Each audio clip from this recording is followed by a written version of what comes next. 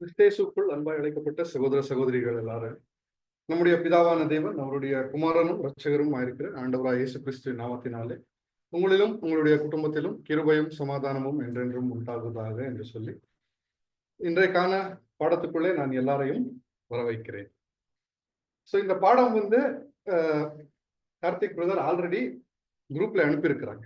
எத்தனை பேர் பார்த்திருக்கிறீங்க என்று தெரியல. அவர் தமிழ்ல கூட அதை பிடிஎஃப் ஃபைல அனுப்பியிருக்கிறாங்க, இங்கிலீஷ்ல கூட அதை அனுப்பியிருக்கிறாங்க. ஸோ நீங்க அதை எடுத்து நீங்க படிச்சிருக்கிறீங்க என்று சொன்னால் இன்றைக்கு இது உங்களுக்கு ஒரு ரிஃப்ரெஷிங்கா இருக்கும். நீங்க படிக்கல என்று சொன்னால் நிறைய விஷயங்களை இன்னைக்கு தேவன் நமக்கு கொடுக்க போகிறார். So disappointed and discouraged. So சகோதரர் சொன்ன மாதிரி அப்படி என்றால் என்ன? ஸோ டிசப்பாயிண்டட் டிஸ்கரேஜ் என்ற ரெண்டு நடுவில் எந்த ஒரு பெரிய வித்தியாசம் கிடையாது. ஸோ ஆல்மோஸ்ட் ரெண்டு ஒன்று தானே. ஸோ டிசப்பாயிண்டட் என்று சொல்லும்போது ஒரு மனசோர்வான ஒரு நிலைமை, மனசோர்வு, ஒரு மனமுடைந்து போன ஒரு நிலைமை என்று சொல்லலாம். இல்லை ஊக்கமின்மை என்று பிரதர் சொன்னாங்க.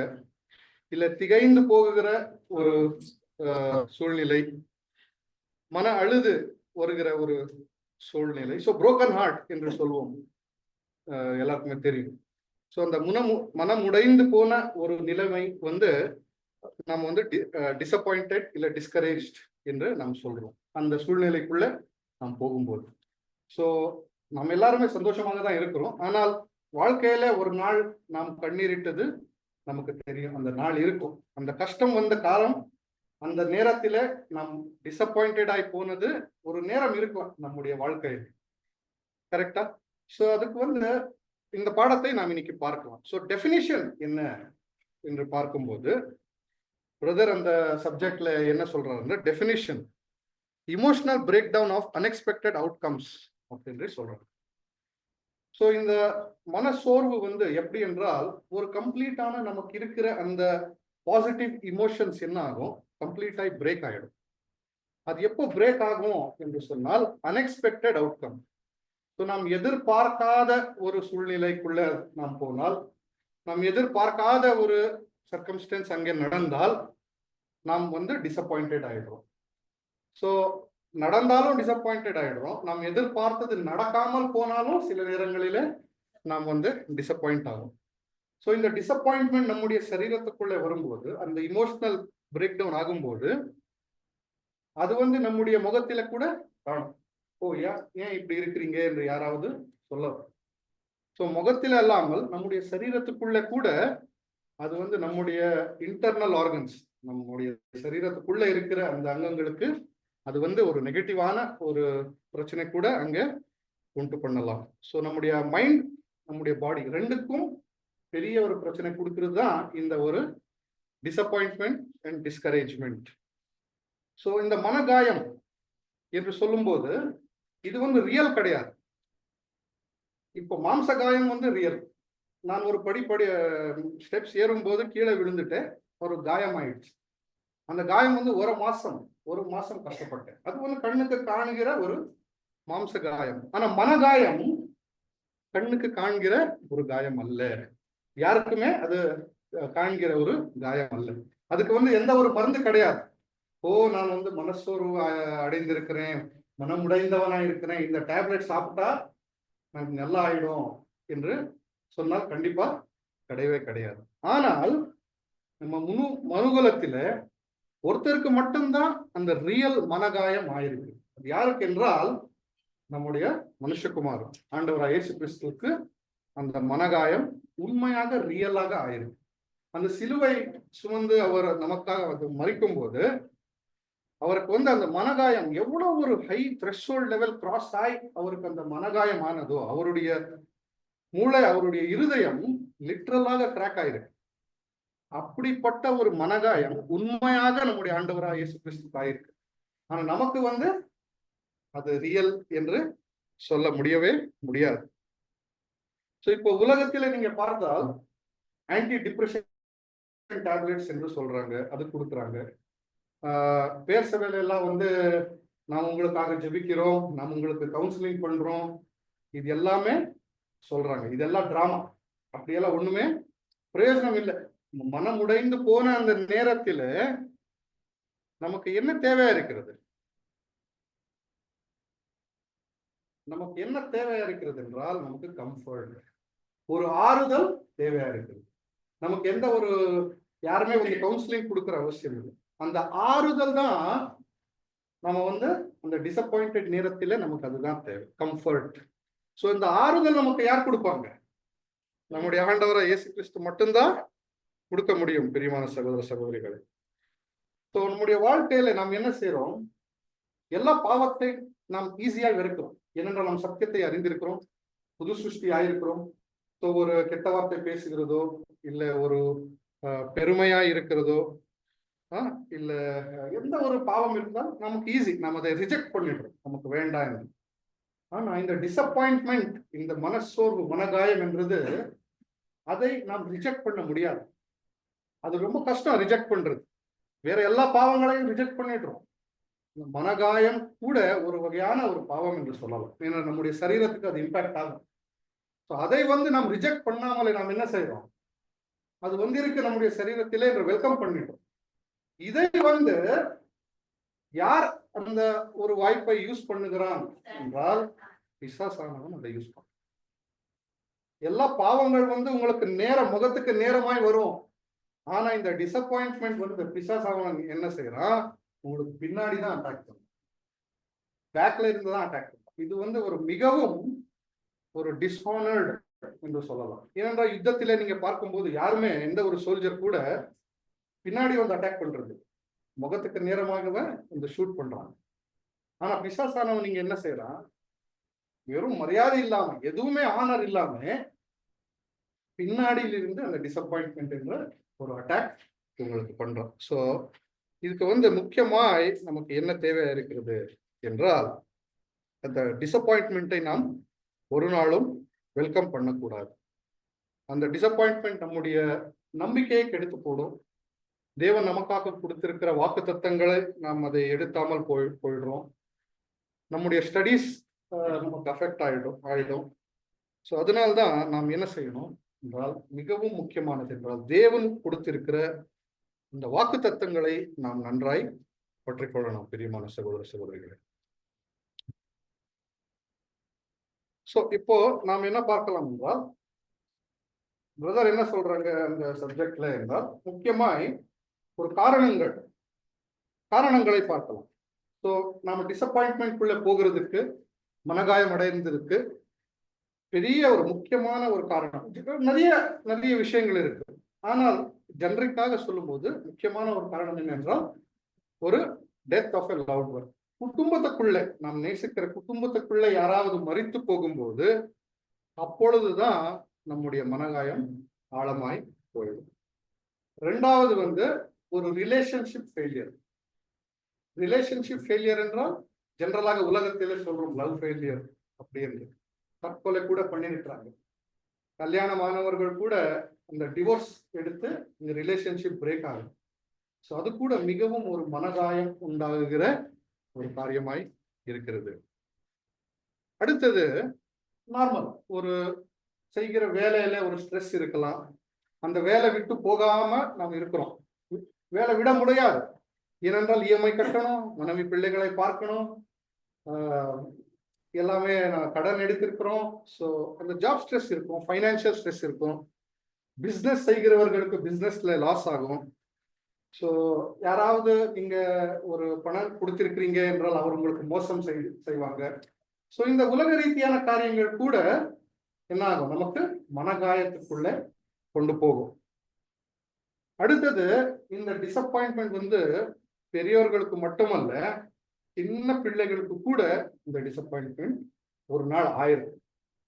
எக்ஸாம்ல ஃபெயில் ஆயிருப்பாங்க, இல்ல ஸ்கூல்ல கேலி பரியாசம் யாராவது அவருக்கு பண்றாங்க, இல்ல ஏதாவது ஒரு சின்ன ஆக்சிடென்ட் ஆயிருக்கலாம். ஸோ இப்படிப்பட்ட சின்ன சின்ன காரியங்கள் வந்து பிள்ளைகளுக்கு கூட அந்த மனகாயம், மனசோர்வு இம்பாக்ட் ஆகிறதை நாம் பார்க்கிறோம்.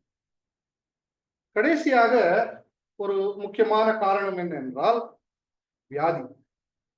ஸோ கண்ணுக்கு காண்கிற வியாதி இருக்கலாம், கண்ணுக்கு காணாமல் இருக்கிற வியாதி இருக்கலாம், உள்ளே இருக்கிற வியாதி இருக்கலாம். நம்முடைய சரீரத்துக்குள்ள ஒருத்தருக்கு சொல்ல முடியாத ஒரு வியாதி கூட சிலருக்கு இருக்கலாம். இப்படிப்பட்ட காரியங்கள் மனசோர்வு அடைகிற ஒரு காரணமா இருக்கும். ஸோ இது எல்லா காரியங்கள் உலகத்துல எங்க லீட் ஆகும் என்றால் இந்த மனகாயம், இந்த மனசோர்வுக்குள்ள அது ஃபைனலாக அது வரும், பிரியமான சகோதர சகோதரிகளே. ஸோ இந்த மனகாயம் பர்மனன்ட் கிடையாது, இது டெம்பரரி தான். ஏனென்றால் நம்முடைய மனசுல தேவர் அப்படி நம்மை உருவாக்கி இருக்கிறார், அது தானாகவே போயிடும்.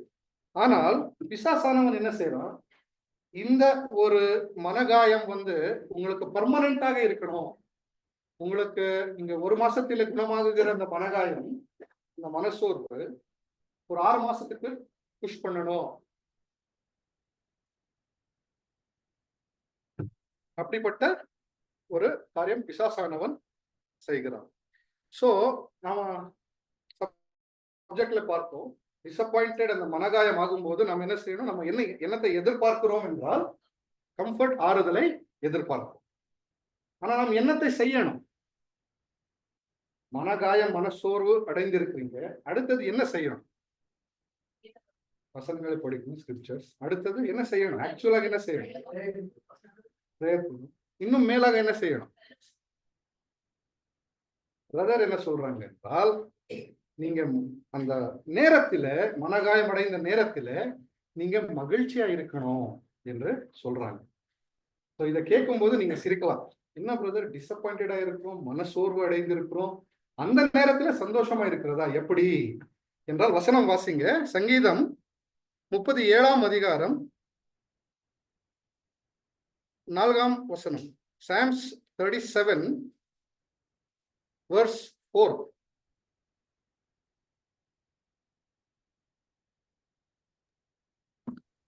கர்த்தரிடத்தில் மகிழ்ச்சியாயிரு, அவர் உன் இருதயத்தில் வேண்டுதல்களை உனக்கு அருளிச் செய்வார்.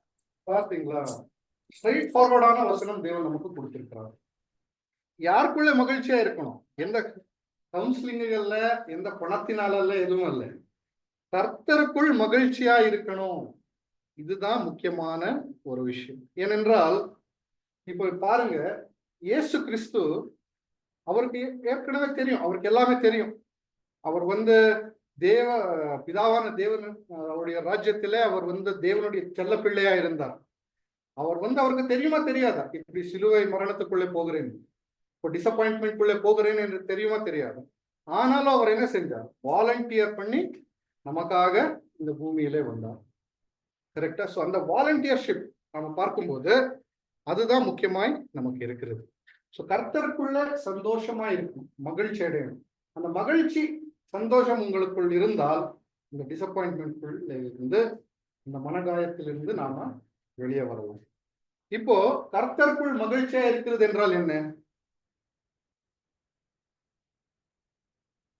எப்படி மகிழ்ச்சியா இருக்க முடியும்? என்ன செய்யணும் கர்த்தருக்குள் மகிழ்ச்சியா இருக்கிறது?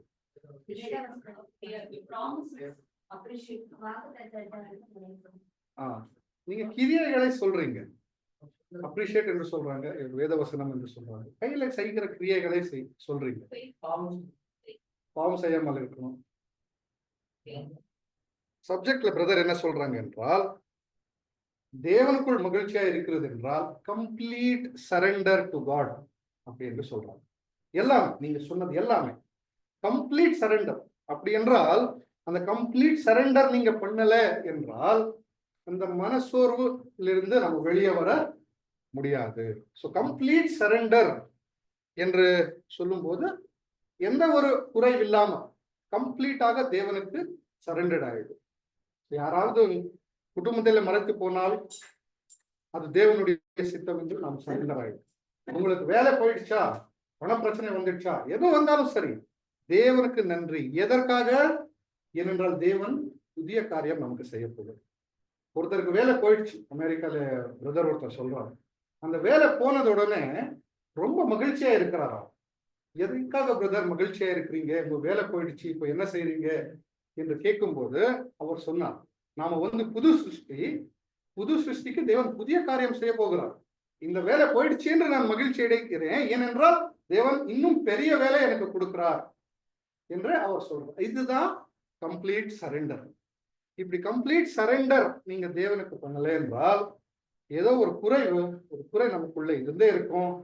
அப்படி இருக்கும்போது அந்த டிசப்பாயின்ட்மெண்ட்குள்ள நாம் அடிக்கடி போயினே இருக்கிறோம். பிரியமான சகோதர சகோதரிகளே, சில நேரங்களில நமக்கு தேவனுடைய திட்டம் புரியாது. பாருங்க, அந்த டைமிங் நமக்கு புரியாது. இப்போ இப்படிப்பட்ட நான் காலில் அடிப்படும் போது நான் யோசித்தேன், இது வந்து தேவனுடைய சித்தமா அப்படின்னு. ஸோ இப்படி ஒரு நம்பிக்கை இல்லாமல் இருக்கிற ஒரு சூழ்நிலை கூட பிசாசானவன் கொண்டு வருவான். ஆனால் மிகவும் முக்கியம் என்ன என்றால், தேவன் நமக்காக ஒரு பிளான் வச்சிருக்கார். இங்க எல்லாம் பிள்ளைகள் இருக்கிறாங்க, வாலிப பிள்ளைகள் இருக்கிறாங்க. இந்த வாலிப பிள்ளைகளை நீங்க கேட்டா நீ ஃபியூச்சர்ல என்ன செய்ய போகிறார் என்றால் அவருக்கு ஒரு பிளான் இருக்கு. எல்லாருமே ஒரு பிளான் சொல்றாங்க, அது செய்யணும், இது செய்யணும், இப்படி சம்பாதிக்கணும், அதை செய்யணும். நமக்கே பொல்லாத மனுஷர்களுக்கே இவ்வளவு ஒரு கோல், ஒரு ஃபியூச்சர் பிளான் நமக்கு இருந்தால், நம்மை படைத்த நம்முடைய தேவனுக்கு நம்மை பத்தி இப்படிப்பட்ட ஒரு பிளான் இருக்கும். அந்த தேவனுடைய திட்டத்தின் மேல நாம் ஃபுல்லா சரண்டர் ஆகும்போது எந்த விதமான மனகாயமும் நமக்கு வரவே முடியாது. ஸோ அந்த தேவனுடைய டைமிங்கை நாம் நம்பணும். அந்த தேவனுடைய திட்டத்தை நாம் அந்த டைமிங் நம்பணும். ஏனென்றால் சரி எனக்கு இன்னைக்கே இது ஆகணும் என்று சொன்னால் அப்படி ஆகாது. தேவன் நமக்கு அந்த சோதனைக்குள்ள போடுகிறார். அந்த டெஸ்ட் நமக்கு இருக்கும். ஸோ சரியான நேரத்துல உங்களுக்கு சேர வேண்டியது வந்து சேரும். வசனத்துல தேவன் சொல்லுகிறார், I will restore double to you. நாம் யோசிக்க முடியாத அளவுக்கு தேவன் நமக்கு கொடுத்துனே இருக்கிறார். அதை வந்து நாம் உணராமல் போகிறோம் சில நேரத்தில்.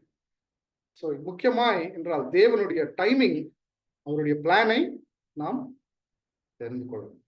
ஸோ அந்த பிளானை தெரிந்து கொள்ளணும். அந்த தேவனுடைய திட்டத்துக்கு கம்ப்ளீட்டா சரண்டர் ஆகணும் என்றால் முக்கியமா என்ன தேவை? பேஷன்ஸ், பொறுமை தேவை.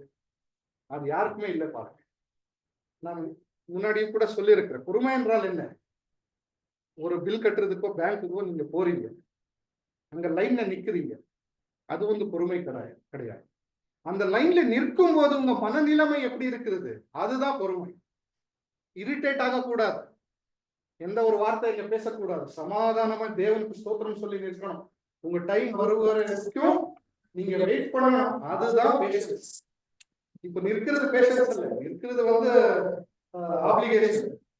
கரெக்டா? சோ அதுதான் பேஷன்ஸ் நமக்கு மிகவும் முக்கியமா இருக்கிறது. சோ இந்த பேஷன்ஸ், அந்த பொறுமையை வந்து ஒரு குணலட்சணமான அது வந்து ஒரு கேரக்டராக நம்முடைய சரீரத்துக்குள்ள, நம்முடைய வாழ்க்கையில. சோ இந்த முழு சரண்டர் பண்றதுக்கு இந்த பேஷன்ஸ் நமக்கு தேவை. அப்படியே பிரதர் சொல்றாரு சப்ஜெக்ட், அதை வந்து நம்ம எப்படி செய்யணும் என்றால் முழு மனதோடு செய்யணும்.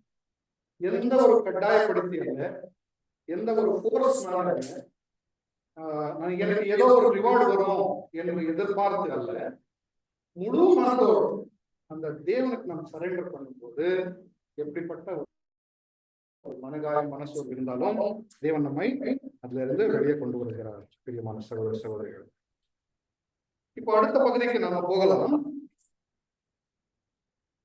Types of discouragement and disappointment. எந்த வகையான ஒரு டிசப்பாயின்ட்மெண்ட் இருக்கிறது? 3 வகையான டிசப்பாயின்ட்மெண்ட் இருக்கிறது.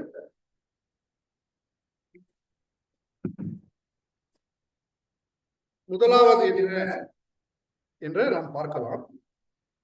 Feeling God has not given us enough opportunities, health, abilities. I only deserve much as per his plan. அப்படி என்று பிரதர் சொல்றார். தமிழ்ல அப்படியே வாசிக்க. கடவுள் நமக்கு போதுமான வாய்ப்புகள், ஆரோக்கியம் அல்லது திறன்களை கொடுக்கவில்லை என்று உணர்கிறேன். அவருடைய திட்டத்தின்படி இவ்வளவு மட்டுமே எனக்கு பொருத்தமானது. பாருங்க, முதலாவது ஒரு ஜெனரிக்கான ஒரு காரணம் என்ன என்றால் டிசப்பாயின்ட்மெண்ட்க்கு நம்முடைய உள்ள இருக்கிற நம்முடைய அந்த மைண்ட் செட். தேவன் வந்து இதுதான் எனக்கு கொடுத்திருக்கிறார், இதற்கு மேல எதுவுமே நான் செய்ய முடியாது, என்னுடைய ஆரோக்கியம் வந்து இவ்வளவுதான், நான் எதுவுமே செய்ய முடியாது, இப்படிப்பட்ட ஒரு காரியம் அது வந்து தேவனுடைய திட்டத்திலே இருக்கு என்று நாம் யோசிக்கிறோம். ஸோ இப்படிப்பட்ட ஒரு காரணம் நாம் யோசிக்கும் போது கூட அந்த டிசப்பாயின்மெண்ட்குள்ள நாம போகிறோம். ஸோ அதுக்கு வந்து தேவன் அது வந்து ஒரு காரணமா இருக்குது. இரண்டாவது காரணத்தை பார்க்கலாம். discouraged by believers or others failure. தமிழ்ல வாசிங்க சிஸ்டர். ஒரு விசுவாசியின் தோல்வியால் சோர்வடைதல். பாருங்க, இது கூட நம்முடைய மனசுல வருகிற ஒரு இமோஷன். நாம் என்ன செய்யறோம், அடுத்த ஒரு பிலீவர்ஸ் இருக்கலாம், வேற ஜனங்கள் இருக்கலாம், அவரை பார்க்கிறோம். அவரை பார்க்கும்போது நாம் வந்து டிசப்பாயிண்ட் ஆயிட்டோம். என்னப்பா இந்த பிலீவர் இவ்வளவா அவர் தேவனுக்குள்ளே ஊழியம் செய்கிறார், ஹார்வெஸ்ட் ஒர்க் செய்கிறார், உத்தமனா இருக்கிறார், பொறுமையோடு இருக்கிறார், ஆனாலும் இவருடைய வாழ்க்கையில இவ்வளவு கஷ்டம் இருக்கே என்று சொல்லி அதை வந்து நாம் பார்த்து நாம கூட டிசப்பாயின்மெண்ட் கொள்ள போகலாம். அடுத்தது, இந்த பிரதர், இந்த ஒரு மனுஷன் இவ்வளவு பாவம் செய்யறாங்க, இவ்வளவு மோசம் செய்யறாங்க, ஆனாலும் பணக்காரனா இருக்கிறானே எப்படி, ஆனாலும் இவன் கிட்ட எல்லாமே இருக்கிறது, நல்ல ஆரோக்கியம் இருக்கு, நல்ல பணம் இருக்கு, கார் இருக்கு, எல்லாமே இருக்கு, இவன் மோசம் செய்கிறவன், ஆனாலும் இவர்கிட்ட எப்படி இருக்கு. சோ இந்த ரெண்டு கேரக்டர் கூட நாம் அதை பார்க்கும்போது நமக்கு ஒரு டிசப்பாயின்மெண்ட் வரும். அடுத்தது மூன்றாவது ரீசன் என்ன என்றால், feeling inadequate due to our own failure, slow progress and persistent weakness. தமிழ்ல வாசிங்க சிஸ்டர். நமது சொந்த தோல்வி, மெதுவான முன்னேற்றம் அல்லது தொடர்ச்சியான பலவீனங்கள் காரணமாக நாம் போதுமானதாக இல்லை என்று உணர்தல். பார்த்தீங்களா, மூணாவது காரணம் என்ன என்றால் நம்முடைய சோம்பேறித்தனம் தான், நம்முடைய மனநிலையும் தான். நாம் எப்படி யோசிக்கிறோம் அப்படிதான் இருக்கிறோம். வசனம் கூட சொல்லுகிறது, சொலோமன் சொல்லியிருக்கிறோம், நீங்க எப்படி யோசிக்கிறீங்க நீங்க அப்படிதான் இருக்கீங்க. For as you think in your heart you will be like that என்று சொல்லிட்டாங்க. சோ இந்த சோம்பேறித்தனம், அந்த ஒரு பர்சிஸ்டன்ஸ், வீக்னஸ், அதை வந்து நாம் யோசிக்கும் போது கூட அந்த அது ஒரு டிசப்பாயின்மெண்ட்டுக்கு முக்கியமான காரணமா இருக்கிறது. சோ இப்போ இந்த மூன்று காரியங்களுக்கு நிறைய வசனங்கள், ஒரு வாக்குத்தத்தங்கள் தேவன் நமக்கு கொடுத்திருக்கிறார். அது ஒண்ணாக நாம் பார்க்கலாம். முதலாவது, அந்த தேவன் எனக்கு இவ்வளவா கொடுத்திருக்கிறாங்களா என்று சொன்ன ஒரு ஒரு சோர்வான ஒரு மனநிலைமைக்கு தேவன் என்ன வசனம் கொடுத்திருக்கிறார், வாசிங்க சிஸ்டர். எசாயா எழுதின சுவிசேஷம் 55ஆம் அதிகாரம் 9ஆம் வசனம். பூமியை பார்க்கிலும் வானங்கள் எப்படி உயர்ந்திருக்கிறதோ அப்படியே உங்கள் வழிகளை பார்க்கிலும் என் வழிகளும், உங்கள் நினைவுகளை பார்க்கிலும் என் நினைவுகளும் உயர்ந்திருக்கிறது. பார்த்தீங்களா, எப்படி தேவனோட அங்க ஸ்ட்ரெஸ் பண்ணி சொல்றாரு, என்னுடைய பிளான் பர்ஃபெக்டா இருக்கிறது, உனக்காக என்னுடைய திட்டம் பர்ஃபெக்டா இருக்கிறது, அதை நீங்க யோசிக்கவே முடியாது என்று தேவன் அங்க சொல்றாங்க. இப்ப வானத்துக்கும் பூமிக்கும் எவ்வளவு டிஸ்டன்ஸ் இருக்கு, யாராவது சொல்ல முடியுமா? மேல போயினே இருந்தால் எவ்வளவு மேல போயிருங்க, போயினே இருக்கும். இந்த கேலக்சியை விட்டு வெளியே போயிடுறோம், அதற்கு ஒரு எண்டு கிடையாது.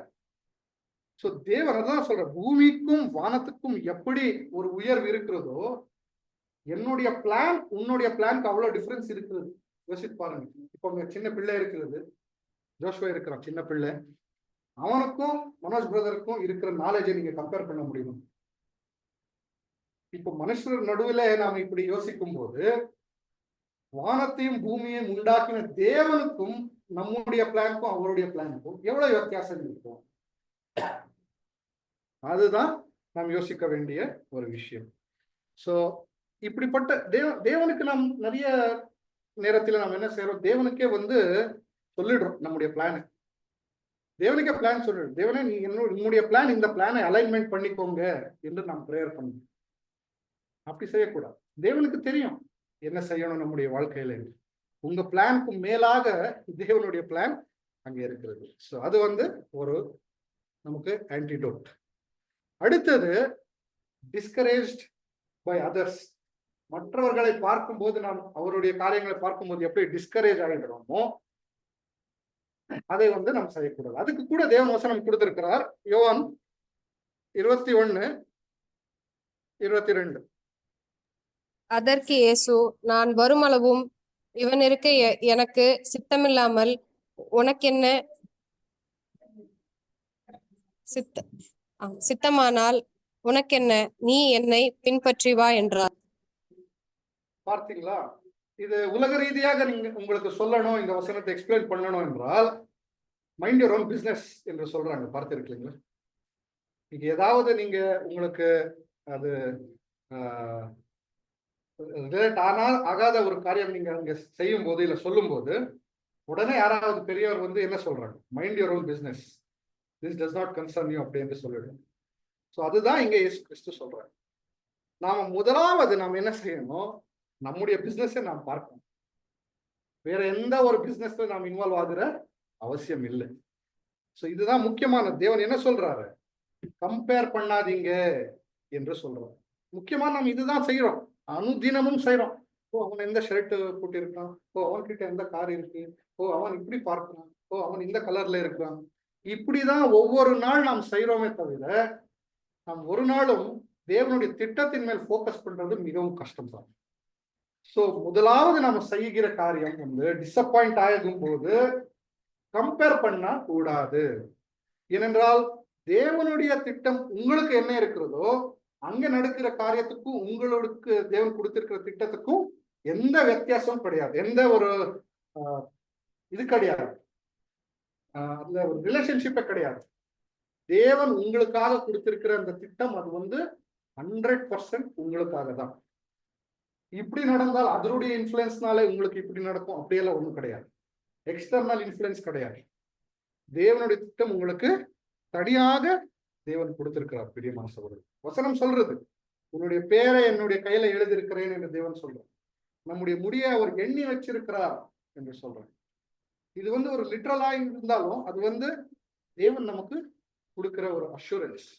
இவ நாம சொல்றோம், என்ன சொல்றோம், தேவன் வந்து உலக ரட்சகர் என்று சொல்றோம், அவர் வந்து போதுமானவர் என்று சொல்றோம், ஜென்ரிக்காக சொல்றோம்.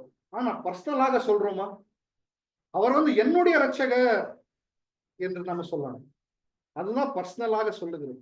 என்னை அவர் மீட்டெடுக்கிறார் என்று சொல்லணும், அவருடைய திட்டம் எனக்காக இருக்கிறது என்று சொல்லணும். அந்த பர்சனல் பாண்டிங் நீங்க டெவலப் பண்ணணும் தேவனோடு. ஜென்ரிக்காக பிரேயர் பண்ணும்போது ஜெனரலாக இருக்கிறது அப்படி கிடையாது. நீங்க தனிப்பட்ட வாழ்க்கையில பிரேயர் இருக்குதா என்று கேட்கும் போது நீங்க சொல்லணும் எஸ் என்று. நார்மலா நம்ம என்ன சொல்றோம், நம்முடைய வீட்டுல எல்லாம் பிரேயர் பண்றாங்க போது, நாம எல்லாம் கன்வென்ஷனுக்கு போறோம் போது, அப்படி கிடையாது.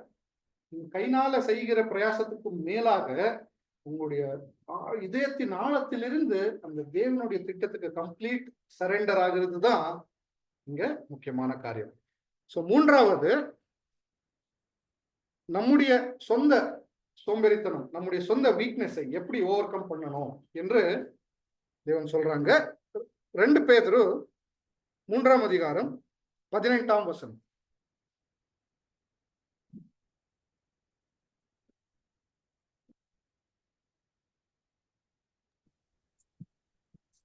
நம்முடைய கர்த்தரும் இரட்சகருமாகிய இயேசு கிறிஸ்துவின் கிருபையினாலும் அவரை அறிகின்ற அறிவிலும் வளருங்கள். அவருக்கு இப்பொழுது என்றென்றைக்கும் மகிமை உண்டாவதாக. ஆமென்.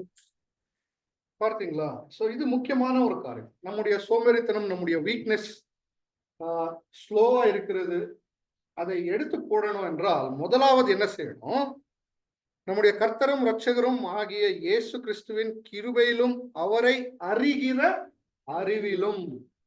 முக்கியமாய் இதுதான். நம்முடைய மனசோர்வு மனகாயம் நாம் போகணும் என்றால் தேவனை அறியணும்.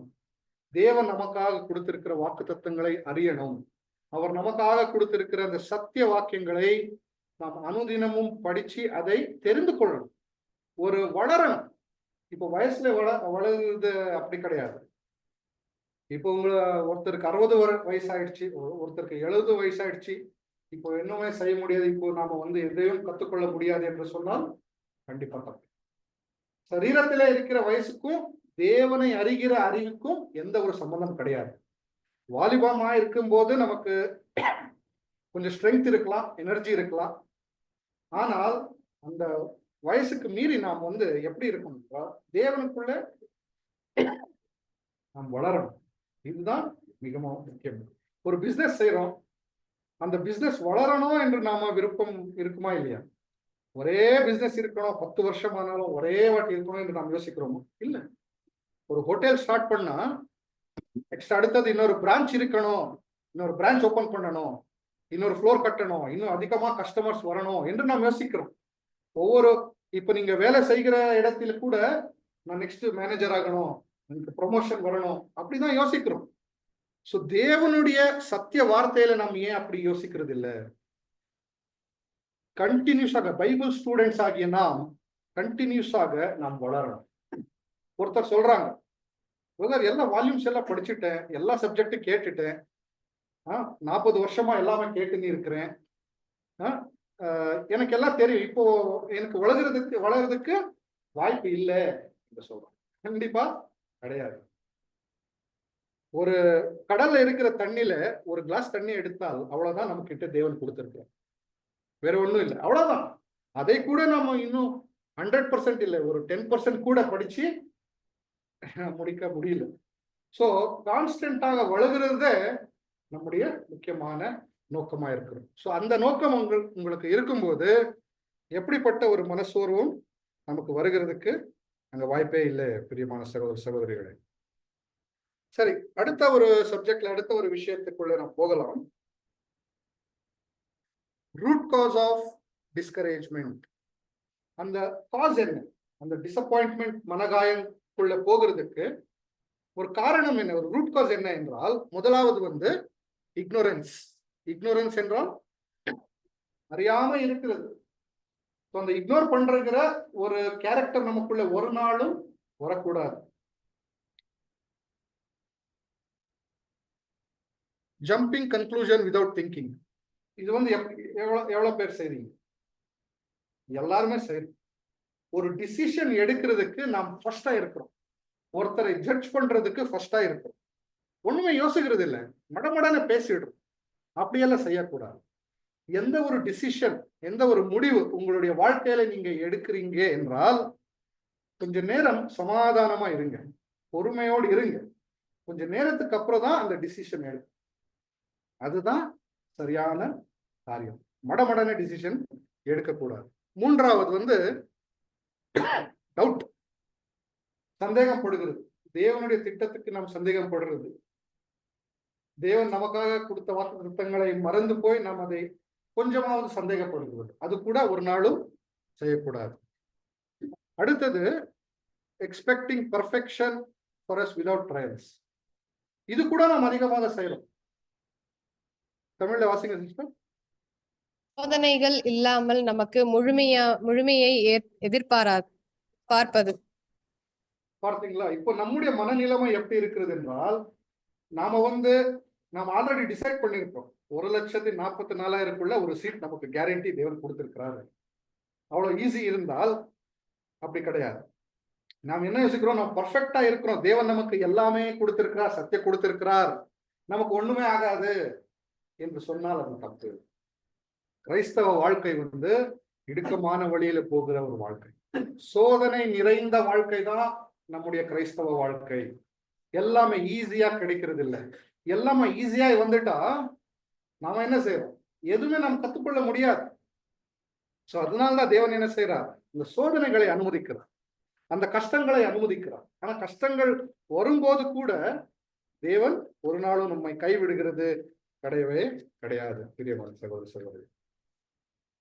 சப்ஜெக்டுடைய அடுத்த பகுதிக்கு நாம் போகலாம். வசனம் வாசிங்க சிஸ்டர்.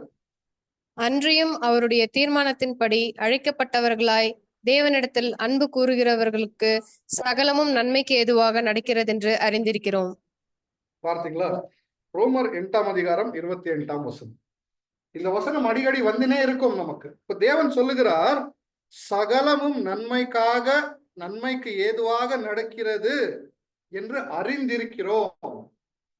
இப்போ என்ன நடந்தாலும், எவ்வளவு கஷ்டம் வந்தாலும், வியாதி வந்தாலும், பணப்பிரச்சனை வந்தாலும், கடைசியில நாம் மரணம் அடைந்தாலும் அது கூட நன்மைக்கு ஏதுவாக நடக்கிறது என்று சொன்னால் நாம் பயப்படுகிற அவசியமே இல்லை. நாம் அந்த மனகாயம் மனசோர்வுக்குள்ள போகிற அவசியமே இல்லை. கரெக்டா? சோ எல்லாமே தேவன் நல்லதுக்காக தான் செய்வார் என்று சொல்லும் போது அந்த மனசோர்வு நமக்கு ஒரு நாளும் வரவே வராது. இதுதான் தேவனுடைய ப்ராமிஸ், அவர் கொடுத்திருக்கிற நமக்காக ஒரு ப்ராமிஸ்.